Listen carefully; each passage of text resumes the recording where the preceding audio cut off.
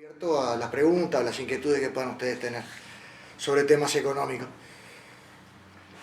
En particular, respecto a cómo vemos la situación económica, la vemos mal. O sea, creo que en eso cada vez son más claros los síntomas de que hay una especie de agotamiento, diría yo, de todo un modelo, de todo un camino que se viene desarrollando, que fundamentalmente ha tenido y tiene como vértice en lo que por lo menos para nosotros ha sido un continuismo que viene prácticamente desde muchos años atrás, desde varios gobiernos atrás diría yo, tiene como eje la búsqueda de la atracción de capitales extranjeros, de todo tipo de capital extranjero. Es decir, en lo particular, y obviamente estos son todos temas discutibles, creo que la economía es una ciencia que de alguna forma, aún llamándole ciencia, admite distintos enfoques. Se puede discutir incluso, como decíamos hoy en una charla privada en la casa de él, o sea que si es o no ciencia. Pero por lo menos es una ciencia en la cual, o no ciencia, en la cual hay muchas posibilidades de ideologías diferentes, distintos enfoques. Como en casi todas las ciencias sociales no hay una verdad única, o por lo menos no hay un enfoque único, diría yo, en cuanto a lo que es la economía. Por lo menos de nuestra perspectiva hay una especie de agotamiento, decíamos, de lo que es este camino, este modelo basado en todo tipo de inversión extranjera. Y en lo particular, creemos que no somos opuestos a todo tipo de inversión extranjera, ni somos favorables a todo tipo de inversión extranjera. Es decir, habría que analizar cada una de ellas, sus características, sus formas, y si eso no es beneficiosa para el país. Pero ¿por qué decimos que una especie de agotamiento? Porque de alguna forma, en los últimos años, el crecimiento económico del Uruguay, digo crecimiento, no desarrollo, porque ese crecimiento se fue concentrando, los frutos de ese crecimiento se concentraron en pocas manos en general. Ese crecimiento se basó en la venta de tierras al extranjero. Uruguay ha vendido prácticamente entre el 30 y el 40% de sus tierras a empresas extranjeras, porque a veces es una especie de similitud, se dice, bueno, allá por el siglo XIX también, hacia fines del siglo XIX, hubo una fuerte extranjerización, pero allí era mucha extranjerización de tierras que implicaba familias que después se iban a arraigar en el país, para bien o para mal, pero que quedaron acá en el país. Ahora nos encontramos con un fenómeno diferente. Gran parte de las tierras del país han sido apropiadas por grandes compañías extranjeras.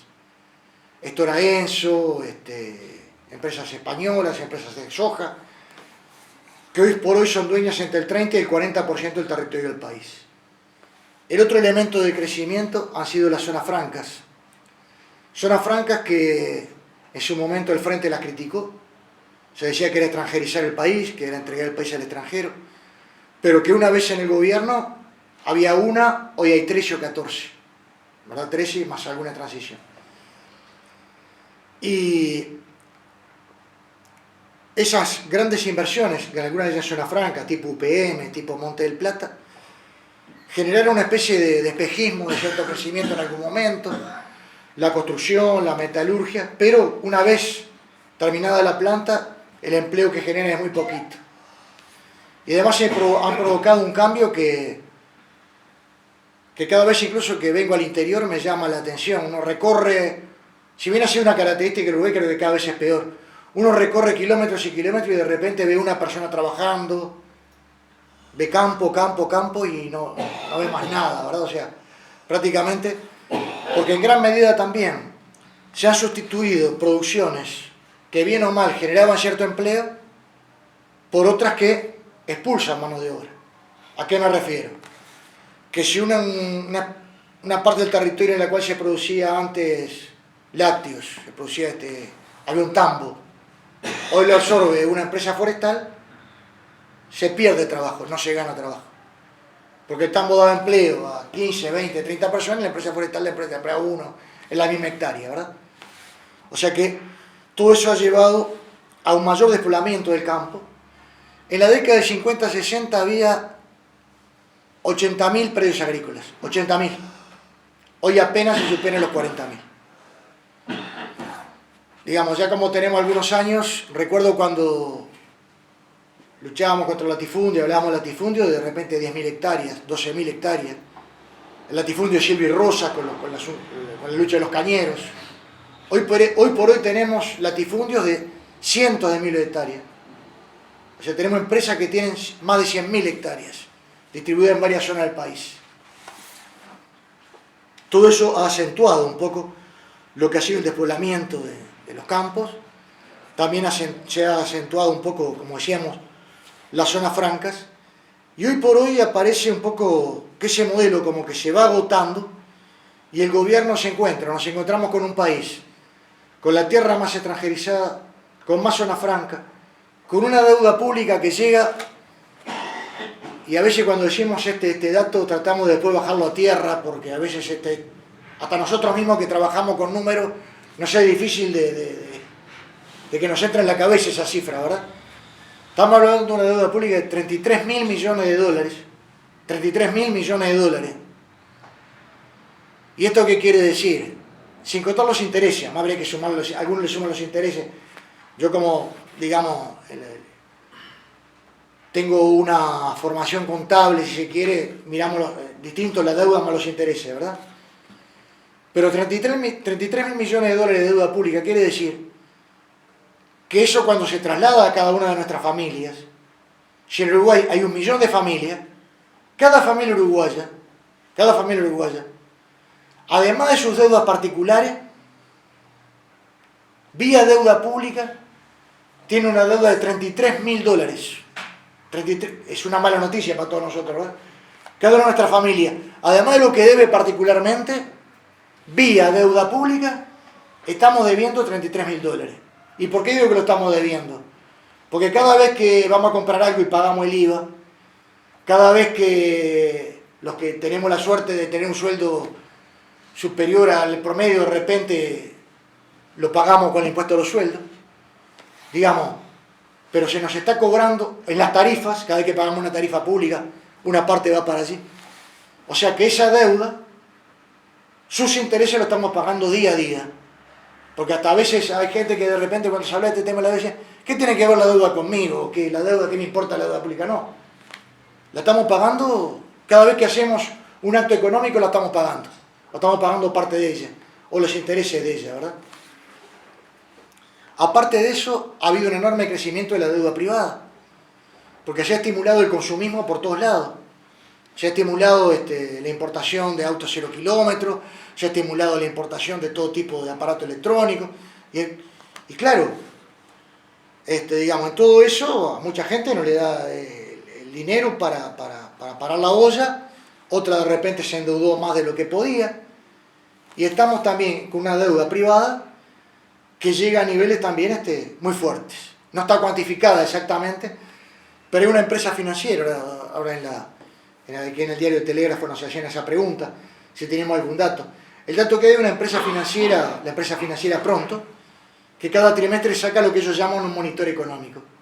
No lo hacen para denunciar ni para nada, lo hacen simplemente porque es su negocio saber en qué está la gente, cuánto debe, porque es parte de lo que pueden prestar y lo que pueden cobrar. Y prácticamente, entre otras conclusiones, y ya esto ya hace ya algunos meses, incluso algunos años, prácticamente un promedio también, es como que alguien dijo, bueno, un promedio es algo de convencer que si yo tengo 2 gallinas y no tiene ninguna, tenemos una cada uno. Eso es un promedio, ¿verdad? Un promedio a veces hay situaciones distintas, pero en promedio, que siempre es una aproximación a la realidad, hoy por hoy los uruguayos tienen una deuda que equivale a 4 veces su sueldo mensual. Es decir, una persona que tiene un sueldo de 20.000, en general está debiendo 80.000 pesos. Más o menos para tener una idea, ¿verdad? Eso sin contar las deudas, estamos hablando de las deudas de los que hacen préstamos por fuera del sistema bancario, ¿verdad? De estas empresas. Sin contar las deudas de repente por compra de automóviles o bienes duraderos, y sin contar las deudas por inmuebles, o sin contar las deudas que de repente tiene una persona por contribución inmobiliaria o con las intendencias o con el Estado. O sea que estamos hablando de una deuda que es grave también. A todo esto se suma, y de ahí un poco también lo que vemos como una situación ya que podemos caracterizar como crisis, a todo eso se suma que se está llegando ya a tasas de desocupación superiores al 8%. Alguien puede decir, hay países donde es más. Sí, pero ojo, aquí se considera desocupado, a la persona que buscó trabajo y no lo encontró la semana anterior. El que no buscó porque ya está podrido de no encontrar, ya figura como inactivo, ya desaparece hasta la estadística, no está desocupado. La persona que está en seguro de desempleo tampoco se considera desocupada. La persona que de repente su hermana, su hermano, su hijo, su padre, su novia tiene un kiosquito y le ayudó la semana anterior, un ratito, aunque no haya cobrado, también se considera ocupado. La persona que no trabajó porque llovió también se considera ocupado. Es decir que para figurar como desocupado en la cifra uruguaya, en el INE, hay que hacer un curso. Porque digamos, es como que... Y pese a todo eso, hay un 8,5% de desocupación. Ojo, hay mucha más. Figura un 8,5% de desocupación en las cifras oficiales. También la capacidad instalada de las empresas tiene una gran capacidad ociosa. Es decir, las empresas están hoy por hoy trabajando de repente a un 60-70% de su capacidad. Están trabajando en menos turnos, con capacidad, digamos. Y además también cada vez es más claro que están disminuyendo las ventas de las empresas. ¿Por qué? Si bien no hay un relevamiento continuo, hay un indicador indirecto que es muy claro. Que cualquiera que, si alguien tiene computador y le gusta entrar esos datos, puede ver que lo que recauda el Estado por IVA, por impuesto al valor agregado, este año, en lo que va del año,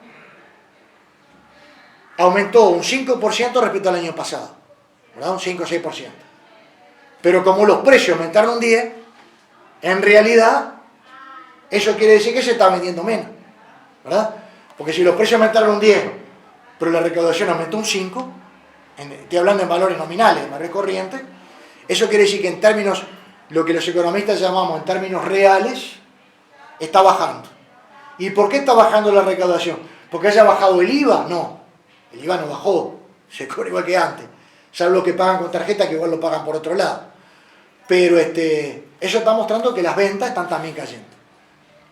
Y por lo tanto el Estado está recaudando menos y tiene cada vez más dificultades para pagar la deuda pública. Y allí aparecen los acreedores diciendo, si no nos pagan la deuda le bajamos la nota. Porque son como los maestros de escuela, pues ponen nota, ¿verdad? Pero no ponen la nota según que ande bien o mal el país. De vez en cuando sí. Ponen la nota según cómo se lleven con ellos. Son como una maestra que al alumno a que le trae bombones le pone buena nota y al que no, no. O sea, la calificadora de riesgo que le llaman, ¿verdad? Entonces, tienen miedo que la calificadora de riesgo le baje la nota, entonces hay que cumplir con ella. Pero como cada vez hay más dificultades, ¿cuál es la forma que han encontrado? Apretar más a la gente. Digamos, aumentar las tarifas, congelar los sueldos, o por lo menos que suban menos que los sueldos suban menos que la inflación, que los sueldos suban menos que los precios, y también la rendición de cuentas que ha cercenado gasto por todos lados. Que algunos de ellos repercuten hasta en la vida diaria. Por ejemplo, ahora está, y él como bancario lo puede ver, y también el usuario de los bancos, ¿verdad? Se eliminan de repente sucursales de República. En otro plano se eliminan también lugares de atención a la salud. También se están restringiendo lugares de atención a la salud. Digamos, se eliminan de repente puestos de trabajo en una serie de tareas en las cuales antes había 3 y ahora hay 2. O sea, y entonces los 2 tienen que trabajar más o la tarea no se cumple, o se cumple mal, pero no hay vuelta. Porque además es como que al barrer en la medida que esa gente se va jubilando, no se repone, con lo cual además es la peor forma de rebajar la cantidad de trabajadores. Porque de repente se desarma un equipo, o se desarma una estructura que de repente, qué sé yo, en la salud de repente precisan, yo qué sé, tantos enfermeros por tarea, o los médicos, digamos. Pero como el que se jubila no se repone, la tarea también se pasa a cumplir mal o cada vez peor. Bueno, también en la justicia también se han suprimido juzgados. O sea, todo eso repercute en la calidad de vida diaria de todos nosotros. Eso también ha sido parte de la rendición de cuentas. Y una rendición de cuentas además que la han hecho por 2 años. Perdón, un presupuesto que lo han hecho por 2 años. Y una rendición de cuentas, ¿por qué la han hecho por 2 años? Porque la idea de ellos es que de repente tienen que seguir achicando. Y entonces es más fácil achicarse y lo hacemos por 2 años y después volvemos a barajar y dar de vuelta. Entonces un poco por allí es que lamentablemente como vemos la situación. Quizás seamos demasiado pesimistas, pero así lo vemos. Y así lo tenemos que decir, ¿verdad? A veces nos pasa como los predictores del tiempo, los economistas. Nosotros quisiéramos decir, supongo que los predictores del tiempo también, quisieran decir, mañana hay sol, va a estar lindo, o si se precisa lluvia, pero no, uno tiene que decir lo que lamentablemente ve. Y lo que vemos como economistas, y por eso un poco este tipo de situación. Un poquito era, bueno, otro temita que también estaba planteado, vamos a decirlo por lo menos brevemente, pero creo que también debe formar parte de un poco de la perspectiva. La tercera pastera, ¿es solución o no es solución para el país? Porque apareció allí como de la manga, ¿verdad? Bueno, había 2 plantas de celulosa, ahora va a venir la tercera, los finlandeses están desesperados por venir a poner una pastera en Uruguay. Y si bien se precisan 5.000 millones de dólares, 4.000 van a poner ellos, pero 1.000 millones de dólares va a poner Uruguay. Para ver si viene la pastera. Porque, ojo, es para ver si viene la pastera. Entonces lo primero es que, bueno, me tomé el trabajo, quizás un poco por mi profesión, de buscar cuáles eran las declaraciones de este finlandés, ¿verdad? Un tal Jaco no sé cuánto. Ahora me olvidé. ¿Cómo? Jaco Mate. Jaco Mate, no. Si no te conociera la edad, pensaba que ibas a hablar en serio. Bueno, está. Jaco Pérez. O Jaco Mate, como dicen. Busqué las declaraciones, no estaban a ningún lado, pero había transcripciones en varios medios de prensa. ¿Qué dice este señor? Que además que fue lo que le dijeron a Mujica hace unos 2 años cuando fue allá a Finlandia, también a buscar la pastera. ¿Qué dice este señor? Dice, bueno, si Uruguay tuviera la infraestructura que nosotros precisamos, tuviera transporte ferroviario, tuviera mejores puertos, tuviera mejores caminos, estamos estudiando la posibilidad de poner un tercer pastera en el Río Negro. Para el 2020, cuando va a haber demanda, a partir de allí los diarios salieron, algunos diarios salieron, viene la tercer pastera, invasiones. Además casualmente fue, fíjense en ustedes también una cosa que me llamó la atención, o no, porque a muchos de ellos lamentablemente, algunos de ellos los conozco hasta de potrillo, ¿verdad? O sea, justo cuando toda esa historia de Valentina, del hierro y qué sé yo, se vio que era toda una farsa, que era toda una historieta allí de un negociado por unos pocos. Y justo cuando la empresa Total, esa que tampoco se sabe cuál fue el tratado, impresionó a ver si había petróleo y resulta que tampoco había petróleo. Y allí apareció esta historia de la pastera como la salvación nacional. Primero, no sabemos si es real o no. Segundo, la propuesta es que, y además el gobierno lo agarró, dijo, bueno, vamos a invertir 1.000 millones de dólares para hacer los caminos, para hacer los puertos, para hacer los dragados, para hacer el ferrocarril, pero no un ferrocarril para unir el país, no un ferrocarril para que los niños vayan a la escuela, no un ferrocarril para que la familia rural esté más unida, no un ferrocarril para que los alimentos lleguen más baratos del que los planta a la mesa del que lo consume, no, un ferrocarril para que cuando esta gente haga la celulosa, lleve la celulosa de esa fábrica al puerto y de allí a Finlandia. Fíjense en lo que se está planteando. Y además, ¿cómo se va a hacer ese ferrocarril, o esos caminos, o esa carretera? Mediante asociaciones público-privadas, o mediante deuda, o mediante préstamo, no se sabe de quién. Lo cual va a implicar que ya, si esa deuda es 33.000 millones de dólares, no sé de cuánto va a ser, ¿verdad?